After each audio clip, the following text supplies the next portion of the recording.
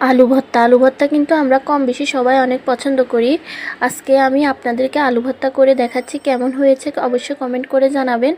আজকে আমি আলু ভর্তা করব, তাই প্রথমে আলুগুলোকে ছিলে, যেহেতু গরম তাই আমি একটা ঘুটনির সাহায্যে আলুগুলোকে ভালো করে মেখে নিয়েছি। তারপর আমি এখানে পেঁয়াজের কলি, ধনিয়া পাতা দিয়ে দিলাম, সামান্য পরিমাণ লবণ দিয়ে দিব।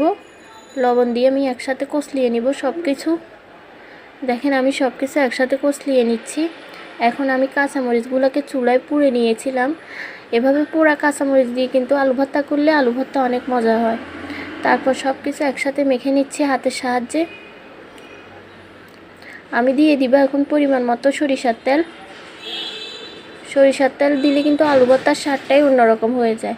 এখন আমি আলুর সাথে সবগুলো একসাথে মেখে নিচ্ছি। দেখেন আমার ভর্তাটা প্রায় রেডি হয়ে গেছে। কেমন হয়েছে সবাই কমেন্ট করে জানাবেন। আর রেসিপিটা যদি ভালো লেগে থাকে অবশ্যই শেয়ার করে, লাইক কমেন্ট করে আমার পাশে থাকবেন। সবাইকে অসংখ্য অসংখ্য অসংখ্য ধন্যবাদ। ভালো থাকবেন সবাই।